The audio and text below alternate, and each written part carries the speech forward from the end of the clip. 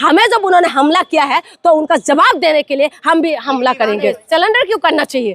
लड़ना चाहिए। और अंतिम खून का एक एक बूंद बचा हुआ है, तब तक स्वाभिमान के साथ कोई खिलवाड़ करते हैं तो अपने को बचाने के लिए, अपने स्वाभिमान के लिए लड़ना चाहिए। लेकिन भारत की प्रधानमंत्री जाके ऐसा बोला है तो अब भक्तों को भाई पता चलना चाहिए। अब देखिए, भारत जो है, हम भारत के निवासी है, तो हमारे जो है हमेशा ईरान के साथ हमारी रिश्ता अच्छा रहा है। तो इसीलिए हमें भी दुख है कि ऐसा एक बहादुर जो राजनेता और ऊपर से कहीं ना कहीं कनेक्शन हमारे भारत के साथ थे उनका, तो बहुत दुखद है। हमारी भारत की तरफ से भी बहुत ज़्यादा एक दुखद की खबर आया है कि एक ऐसा व्यक्ति का निधन हुआ है जो एक लड़ते लड़ते जिसने अपना बलिदान दे दिया। ये सचमुच में दुखद की बात है और बहुत दुख की बात है। आप हीरो मानती है खामनेई? बिल्कुल हीरो है, क्योंकि लड़ते हुए, जब दुश्मनों से लड़ते हुए उन्होंने अपना बलिदान दिया, तो हीरो नहीं तो क्या जीरो होगा क्या? हीरो तो हम उनको मानते हैं ना जो देश के लिए लड़ते हैं, जो देश के लिए अंतिम बलिदान देते। अंतिम बलिदान ये होता है कि अपनी जान का बलिदान दे दिया, और उन्होंने अपनी जान का बलिदान दे दिया उस देश के लिए, जिस देश के लिए जिस देश ने उनको मान, सम्मान, अभिमान और राजनीति की एक शिखर तक पहुंचाया, उस देश के लिए उन्होंने लड़ के अगर अपना बलिदान दिया है तो वो तो देश के लिए भी हीरो है। और ईरान के साथ हम भारतीय का जो रिश्ता रहा है, ईरान से तेल खरीदना हो, ईरान की संस्कृति के साथ हो, उनका सूफी जो है उनके साथ हमारा जो रिश्ता रहा हो, उन सारी चीजों के लिए भारत हमेशा ईरान के साथ अच्छा रिश्ता रहा है। शायद पहले की सरकारों से अभी की सरकारों, बेशक अभी की सरकार में थोड़ा सा वो रहा है, लेकिन उसके बावजूद भी अभी की सरकार भी ईरान के साथ अच्छा रिश्ता रहा है। और मुझे लगता है कि जो व्यक्ति देश के लिए बलिदान देते हैं सर्वोपरि होते हैं, सब उत्तम होता है वो बलिदान, और उनका बलिदान उस देश के लिए, उस मट्टी के लिए एक ऐसा एक बलिदान है जो देशवासी कभी उसको चुका नहीं सकते। और दूसरी बात मैं आपको बता दूं, जब वहाँ की मीडिया ये खबर दे रहे थे तो मीडिया का जो एंकर है वो भी रोने लग गए। तो मीडिया का जब एंकर तक रोने लग गए हैं, ऐसा मैंने कुछ दिन पहले मैंने देखा था मेरी आसाम के अंदर, जब हमारी जुबिन गार्ग का निधन हुआ था।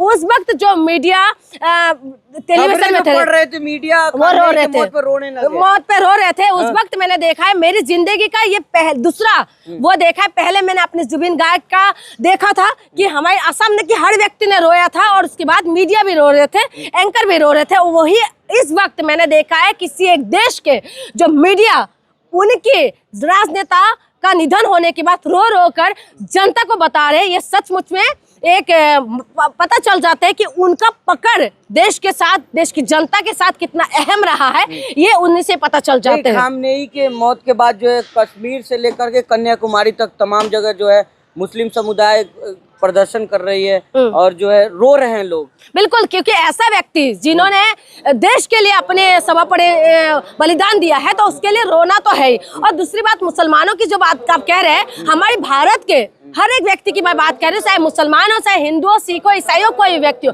हमारे भारत की धरती में वो महक है, हमारे देश के अंदर वो खुशबू है जो दूसरे को जोड़ के रखते हैं। हमारे देश के अंदर वो खुशबू है, वो हमारे देश संस्कृति वो सिखाते हैं कि किसी के लिए रोना, क्योंकि हमारे देश के साथ ईरान का बहुत अच्छा वो रहा है।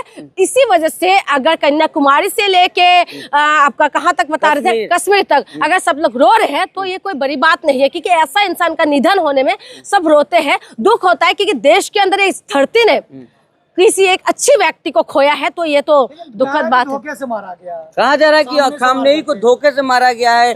ये जो है अमेरिका ने, जो है ट्रम्प ने धोखे से मारा है। अमेरिका अब किसका सगा है बताइए ना? अमेरिका किसी का सगा है? अमेरिका का तो बस चले तो सबको अपने अधीन में करने के लिए सोच रहे हैं, और ये किसी को धोखे से मारते या किसी को उससे मारते। हमारे जो प्रधानमंत्री रहे लाल बहादुर शास्त्री जी, आज तक पता नहीं चला। और वहाँ पर भी कहीं कहीं पर ऐसा भी रिपोर्ट आता है कि अमेरिका के साथ पाकिस्तान में जाके जब समझौता का वो हुआ था, उस वक्त अमेरिका का कुछ कनेक्शन बताते हैं, जो रिपोर्ट में हमें पढ़ा था, लेकिन अभी तक प्रूव नहीं हुआ तो बताना बेकार है। लेकिन अमेरिका किसी का भी सगा नहीं है, सुपर पावर है, और वो कभी किसी को आगे बढ़ने नहीं देगा। तो धोखे से मारना या सामने से मारना अमेरिका के लिए कोई बड़ी बात नहीं है। कहा जा रहा है कि जो इजराइल को फादरलैंड बताया जा रहा है, मोदी जी बताए भारत अब भक्तों को मदरलैंड पता है। चल रहा है ना, हाँ। हमारी जो मदरलैंड है, हम भारत वो देश है जहाँ सीना चौड़ा करके हम लोग दुश्मनों का सामना करते हैं।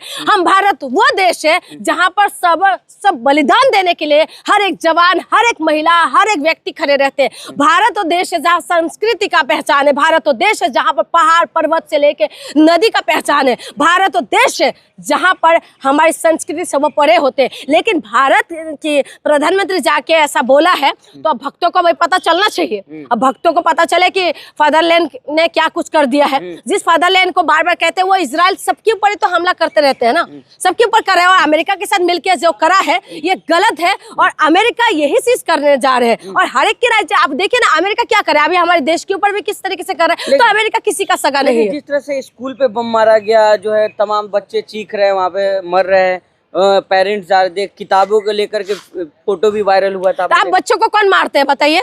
बच्चे मार रहा है। वही कह रहे हो, बच्चों को कौन मारते हैं? बच्चों को आप मार सकते हो? नहीं मार सकते। और बच्चों की जब स्कूलों पे हमला हो रहा है तो उनको आप समझ जाइए कि वो किस तरीके से नरसंहार करने के लिए तैयार हो रहे हैं। ये नरसंहार ही तो कर रहे हैं। स्कूलों पे हमला करना, हॉस्पिटल पे हमला करना, इस तरीके के हमला क्यों करते हैं? स्कूलों पे हमला करते हैं कि निर्दोष जो बच्चे हैं उनको मार दिया जाए, उनको खत्म कर दिया जाए। और उसी देश के लिए लड़ लड़ के जब ये इंसान ने अपने बलिदान दिया है तो सचमुच में पूरे देश को दुखद होना उसकी बात है। और जो मैं अमेरिका की बात करूं तो अमेरिका के ऊपर भरोसा करना बेकार है। आज इजराइल उनके ऊपर भरोसा कर रहा है ना, इजराइल मिलकर कर रहा है ना, कल को इजराइल के ऊपर भी अटैक कर देंगे ये लोग। तो अमेरिका कुछ भी कर सकते हैं। खतरनाक हमला करेंगे, कौन?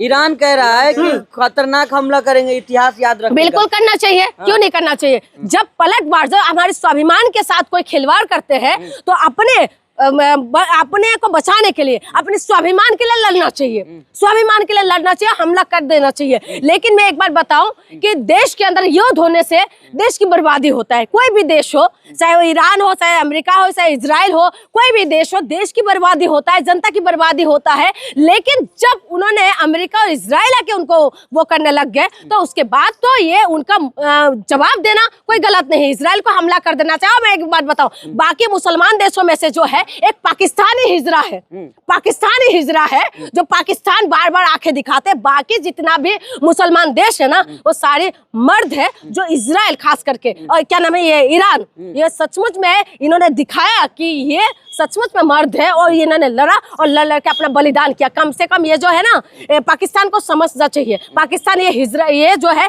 ये हिजरों का फौज है, बाकी तो सारी मर्दों का है। तानाशाह का एक अंत हो गया है, अब आजादी मिलेगी ना। खमेनी को तानाशाह बताया जा रहा है। देखिए अगर तानाशाह होता तो उस देश का, देखिए हम भारतीय हैं, हम भारतीय, तो हमारे साथ जब इजराइल क्या नाम है ईरान का रिश्ता अच्छा रहा तो हम क्यों बोले? हम क्यों बोले? हम भारतीय हैं, हम भारतीय, हमेशा उनके साथ हमारा रिश्ता अच्छा रहा। हमारे जो तेल का लेना देना रहा, संस्कृति का लेना देना रहा, हर चीज हमारे साथ अभी से नहीं है, 75 साल से, तमाम सालों से हमारे साथ अच्छा रहा रिश्ता। ईरान कह रहा है कि शुरुआत अमेरिका और जो है इजराइल ने किया था, खत्म हम लोग करेंगे। याद रखेगा, इतिहास में याद रखेगा जो हम लोग हमला करने जा रहे हैं। मैं क्या बता रही हूँ, जब स्वाभिमान में बात आते हैं, जब स्वाभिमान की ऊपर बात, क्योंकि इन्होंने पहले हमला नहीं करा, जब अमेरिका ने हमला किया है, इजराइल ने जब हमला किया तो उनको मुंह तोड़ जवाब देने के लिए तो इनको आगे बढ़ना चाहिए। ये स्वाभिमान की बात है, तो स्वाभिमान के लिए तो अपने आप को वो करना चाहिए, लड़ना चाहिए। और मैं बार बार कह रही हूँ क्योंकि लाल बहादुर शास्त्री जी का मुझे एक बात याद है। लाल बहादुर शास्त्री जी को उस वक्त जो है जब पाकिस्तान के अंदर हमला करने के लिए लाल बहादुर शास्त्री जी का जब प्रधानमंत्री रहे थे, उस वक्त जो है इनको धमकी मिला था कि आप अपनी फौज को, अपने आर्मी को पीछे हटा ले। तो लाल बहादुर शास्त्री जी ने बोला था कि जब हमारे स्वाभिमान के साथ वो लोग खेल रहे हैं, हमें जब उन्होंने हमला किया है तो उनका जवाब देने के लिए हम भी हमला करेंगे। सरेंडर नहीं किया, ईरान लड़ रहा है। बिल्कुल नहीं करना चाहिए। क्यों करे? सिलेंडर क्यों करना चाहिए? लड़ना चाहिए और अंतिम खून का एक एक बूंद बचा हुआ है तब तक लड़ना चाहिए। इतिहास हमेशा गवाह है, गिद्धों का नहीं है। हमेशा इतिहास शेरों के साथ देते हैं। हमें इतिहास जो है उनका लिखा जाता है जो शेर की जैसे लड़ते हैं और देश के लिए बलिदान देते हैं। नहीं मरते मुजाहिद है, बहादुर है। बिल्कुल बहादुर है, हाँ। बिल्कुल बहादुर है। और उन्होंने अपने देश के लिए, अपनी मट्टी के लिए, अपनी जो कुर्बानी दिया है वो पूरा ईरान याद रखेंगे और पूरा देश और विदेश भी याद रखेगा कि सचमुच में ये तीसरे विश्व युद्ध की तरफ बढ़ रहा है। बिल्कुल। देखिए ना, कुछ दिन पहले यूक्रेन का भी युद्ध चल रहा था और अभी ऐसा हो रहा है तो विश्व युद्ध। देखिए, मैं कभी भी युद्ध का सपोर्ट नहीं करती हूँ, लेकिन जब ऐसा कुछ हो रहा है तो उनका जवाब तो देना पड़ेगा। अच्छा, आखिरी में एक सवाल है, जून में से भारतीय सनातनी सच्ची हिंदू क्या ईरान के लोग से क्या कुछ कहना मैं ईरान के लोगों से यही कहूंगी कि सचमुच में हम भारतीय हैं। हमारे खून के अंदर जो है ना बलिदान है, हमारे खून के अंदर ताकत है और हमारे खून के अंदर जो है ना बलिदान का आग है। तो इसीलिए मैं कहती हूँ कि वही ईरान है जिनके साथ हमारी दोस्ती है, क्योंकि दोस्त की खून में अगर उबाल है, दोस्त की खून में अगर सचमुच में बहादुरी का खून है तो वही खून ईरान के अंदर होना चाहिए, क्योंकि ईरान हमारे अच्छा दोस्त रहा है और हमेशा रहेगा। तो ईरान को भी दिखा देना चाहिए कि सचमुच में जो है उनकी नसों में भी जो है ना खून दौड़ते हैं, पानी नहीं। खबरों में बने रहने के लिए फोरम 4 को सब्सक्राइब करें और नोटिफिकेशन पाने के लिए बेल आइकन दबाएं।